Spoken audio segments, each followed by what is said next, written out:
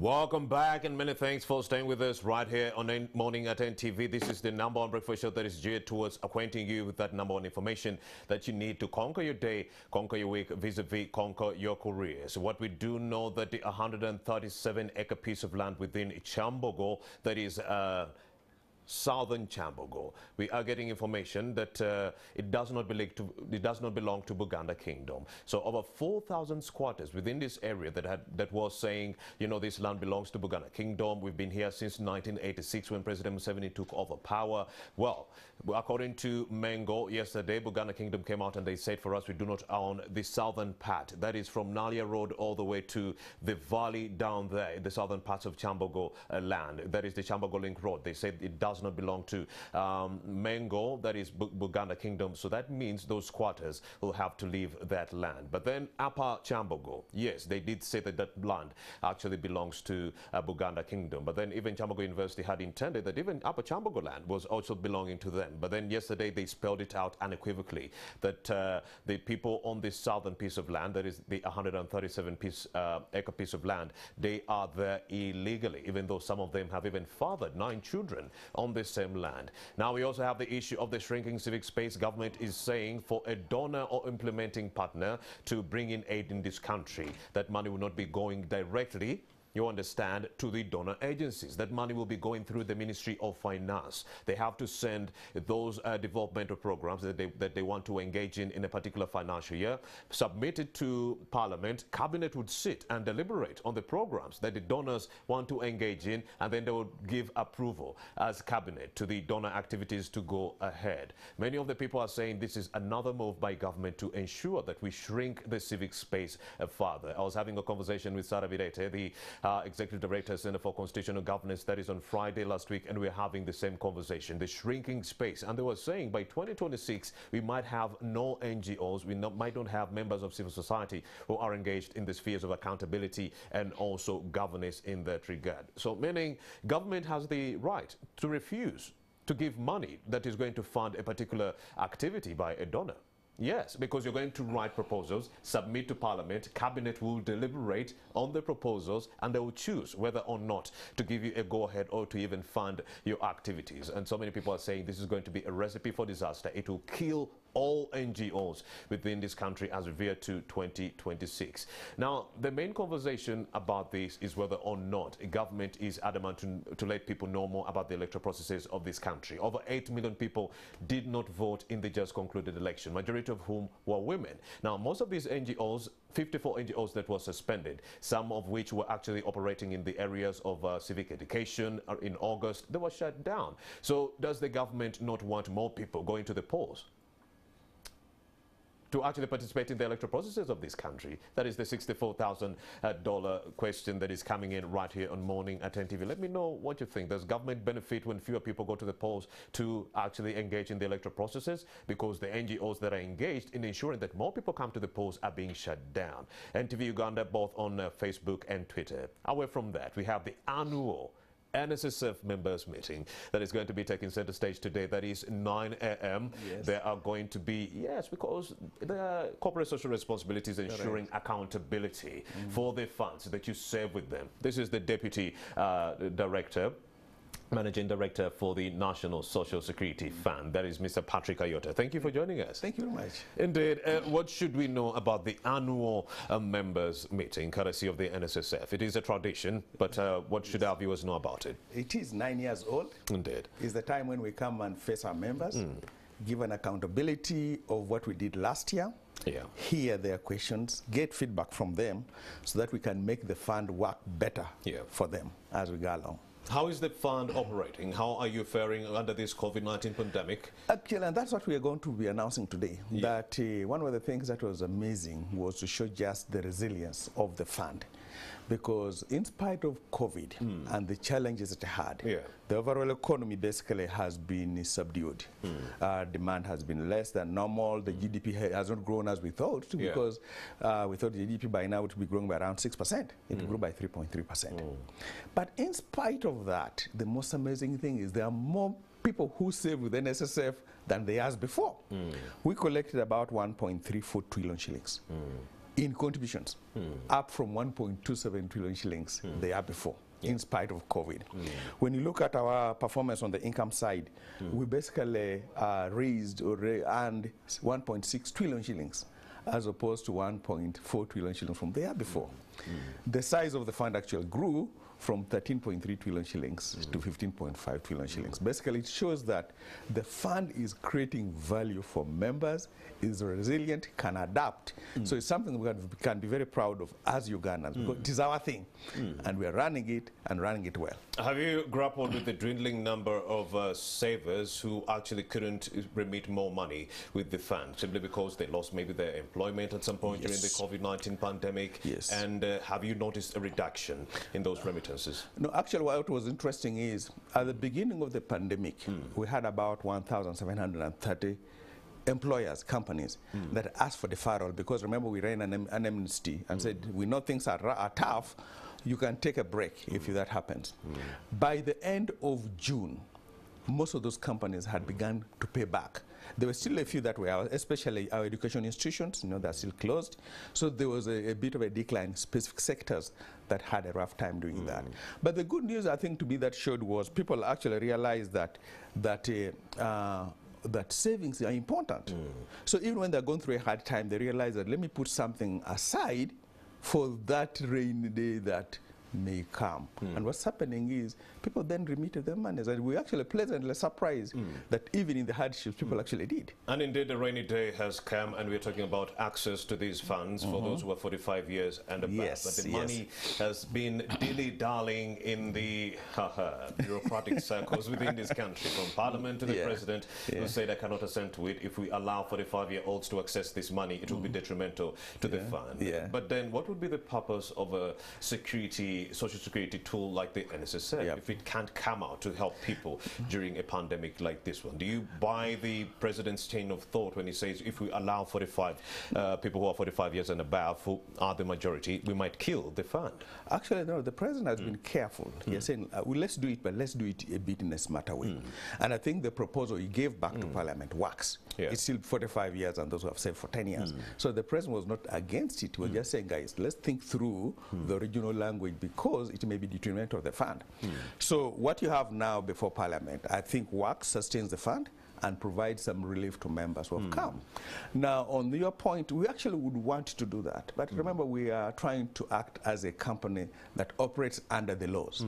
If there is no law that allows us to do something, and we try to do it, we'll be unlawful.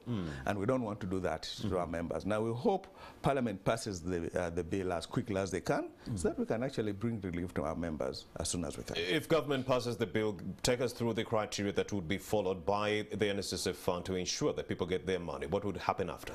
What happens is if Parliament passes the bill and the President assents to it, we look at the language of the bill, because that gives us guidance on the type of procedures and regulations that need to be in place. So at this point in time, you can't really know what's going to come out of there to be able to do. But as soon as it comes out, we'll actually publish the procedures everywhere. We are on social media, we're on radio, we're on TV, we're on papers, to let members know here's an opportunity you can take advantage of. Yes. All right. We also do know that even the majority of the savers that you have do not have more than 1 million or 2 million Uganda shillings. Even if we were to allow them to get part of that money, it wouldn't go a long way in helping them alleviate the problems. Is that true? No, it is true. But also there are sometimes when somebody needs 100,000 shillings. I see. It's better than nothing. That 100 shillings to him could be as much as 10 million shillings, because people are going through some hardships. And sometimes it's important that we recognize that somebody may have only 2 million shillings. 20% of that's 400,000 shillings. It could actually solve a problem. I'm glad someone says it that way, because you have so many individuals who believe maybe our leaders do not care, and that's why they are dilly-dallying the issue of allowing people to have midterm access to their money.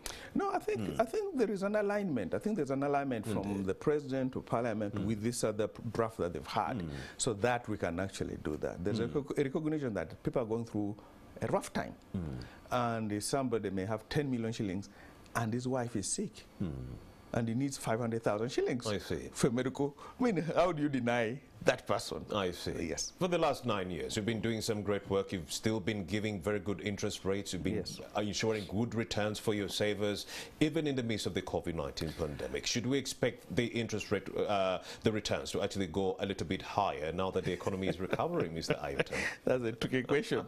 Okay, one thing we began as a fund is to promise our members that we will not allow inflation to erode the value of their money.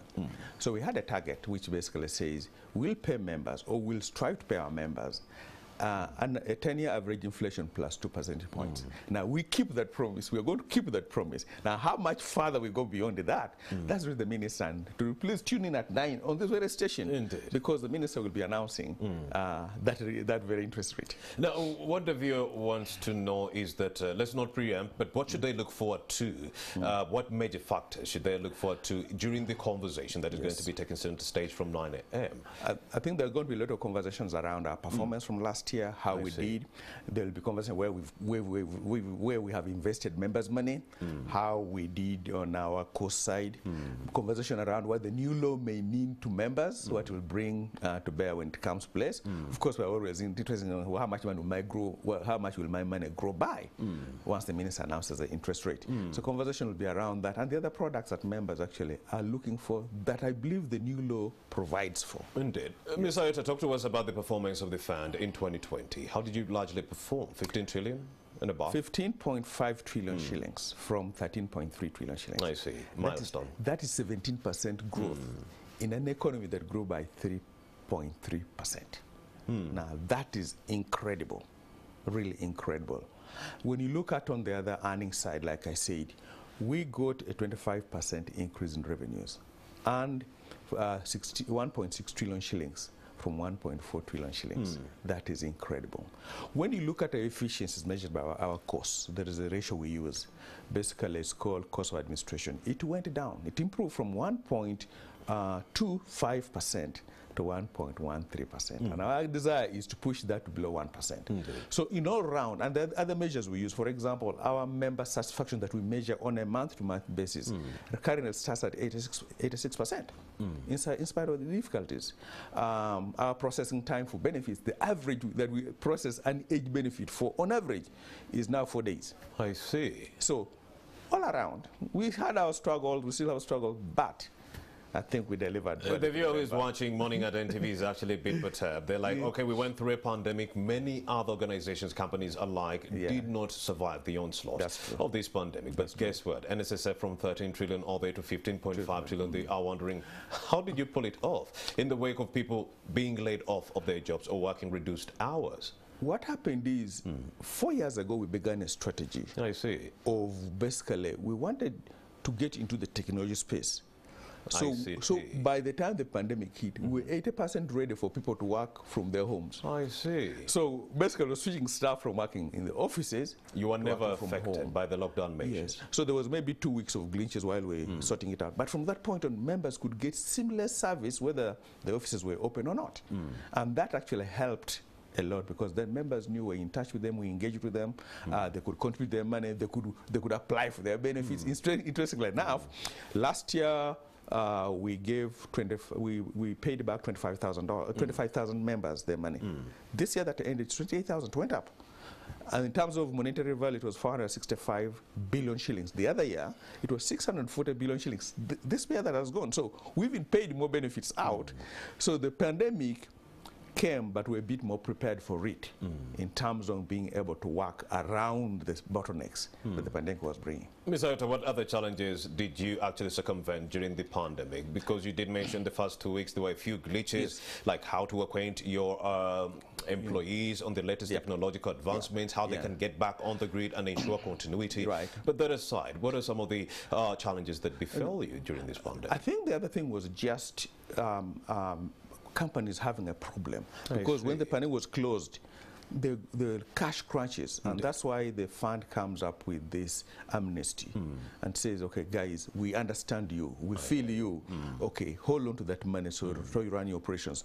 And took a while actually, because what it did that first month, basically, imagine 1,730 companies applying. Indeed. And they don't send the money. so your contributions are down. Indeed. But eventually what happens, I think what Ugandans realize, they can trust NSSF because they bring back the money. And it was an interesting phenomenon. Indeed. And of course, we do know the 15.5 trillion Uganda shillings. It's not just lying idle in your fund. What do you do with the money? We invest it, and that money is now invested in 3 categories of, we call it asset classes. All right. Which are? We buy bonds. That's for fixed income. So we're the biggest buyer of bonds in Uganda, domestic bond. Each time Bank of Uganda auctions bonds, we buy it. We also have bought bonds in Kenya, in Tanzania. The next one is really we buy stocks in the various exchanges, Nairobi, Kampala, Dar es Salaam. We also then do real estate. You see pension towers going up, Lobawe is going up. So those are the 3 classes of assets that we put members' money in. I see. What is the fund doing to ensure that we increase the number of contributions that are coming into the fund? I think what's happening is, remember, the current law had restricted the number of the type of employer who could contribute to NSSF. You must have at least 5 employees. And those are not too many now in Uganda. We pretty much had exhausted most of those. Yeah. What the law is doing when it is signed will open that space up. That even when you have one employee, you need to contribute. If you, for example, you work for NTV, you're putting 5%, NTV is putting 10%, you can top up. So you can add more money on top of what the law requires you. So once that space is opened up, if you have a child who is 5 years, 10 years old, you can open an account for him or her. So that will help us build the saving culture that's needed. The current law wouldn't allow us to do that. Yes. The current law wouldn't allow you to do that? No. So when it's tweaked, what will change? Well, it will then basically allow voluntary contributions, allow top-ups, increase the scope of the type of employer who should be contributing on behalf of the employees. There was also another strategy or call from NSSF to involve those in the informal sector so that they could also make contributions. How far with that strategy? And how many have you absorbed? And that's in the new law. I see. We can't do much. For now, the informal sector is on its own. We are preparing the products for them. We are preparing the communication channels for them. So as soon as the law is passed, they'll hear from us. So they should be able to know how that new law is going to be affecting them. How will that affect them? You see, most of the people have looked at the new law as just the midterm benefit. The access, the access 45 years to it, and above. But there are too many, there are other good things that are in that law. Break them down, Mr. Ayota. One, it allows anybody, any Ugandan, whether they're in the UK, they're in Uganda, however old, to be able to save with NSSF. That is great. That's great. People That's in diaspora. Yes. They've been waiting for such a structure. They can actually do and save it here, save money here, which we didn't have before. It allows then the fund, NSSF, to design products that are relevant to members. Because remember now, you're either old, you're 55 or 50, you're either sick or dead, or you leave government, you leave the private sector. That's the only way you get your money. That's how the law has designed it. Indeed. And that's very restrictive. Now what this law does, it allows now the board to design products. If it is educational product, health products, housing products, we can design it so that it helps members meet their life needs as they grow older. Yes. Even if this law comes into play and you can interact with the people in the informal sector, we do know government has largely been slow dilly-dallying the issue of the stimulus package going into the SMEs, small and medium-sized enterprises, who make up the biggest chunk of those within the informal sector. So meaning, even though the magic bullet is the new bill, you will not be having these people actually contributing to the fund simply because they are still in deep slumber. The businesses were wrecked by COVID-19. Don't you see that as a problem moving forward? No, that's very true. But if you design where somebody can save 5,000 shillings a week, which is 1,000 shillings a day, what you have is, if you design that product well enough, there is even where that little can be saved. And because it's not being eaten, with the time it grows. So you don't save because you earn more. You save more. You save because of the necessity of life. Yes. Is it also true that if you actually allow for midterm access after this new law is in play, it will kill the investments you had made before? No, I think the language in the language that that's proposed by Parliament, no, the fund will it won't kill the fund. How so? When you sell all the government bonds? No, because the amount of the monies that would be exposed to that. The flexibility also is that the board and the minister can also stagger how that's paid, so it's managed. And once you manage it, you're okay. You don't want to. It won't kill the fund as it is. And that was a concern of the president, because the first language could have done that. But this now is a compromise position that can be managed comfortably. All right. Ahead of the annual members meeting, shine a light on the future of the NSSF fund. Well, this is Uganda's company. I'm proud to be Ugandan. I'm proud that we have a fund that actually performs very well. Little, no scandals. So the future of the fund is basically you members continuing to save, tapping the products that we give you, increasing who can participate in the fund, and us becoming more relevant to the members so we can bring to them those things that they need in life. That is Patrick Ayota, the Deputy MD for the National Socio-Security Fund. Thank you for having made the time to speak to us. Thank you, sir. Ahead of the annual members meeting. We wish you all the best during your deliberations, of course. Thank you. And I really would encourage members, turn on your TV, go on social media. You can actually register for this annual members meeting at www.nssfug.org. And you'll be able to participate, ask questions, do the things that you want to do. All right. Appreciate it. Patrick Ayota, once again, thank you very much for having made the time to swing into our studio and acquaint us with this information. Thank you largely appreciated. Please stay seated. Mm-hmm. Well, we do have Mr. Stephen Mbide, who is going to be interacting with us a little bit later on with Hood Hussein, the RCC for Nakawa, talk about what is happening within that jurisdiction. But largely, you are still watching Morning at NTV. The civic space is still shrinking. The government says if you are a donor implementing partner, that money should be going through the Treasury, Ministry of Finance, and not directly to that donor, to that NGO that is going to be implementing that activity. So the agencies will send their proposals to Parliament. Cabinet will deliberate over those proposals and projects, and then they'll decide or deem it fit to give budgeting or money to the same projects in that regard. Won't that shrink the civic space further? Let me know on our social media pages, NTV Uganda, Facebook and Twitter. Let's take a breather, return shortly. Keep it here.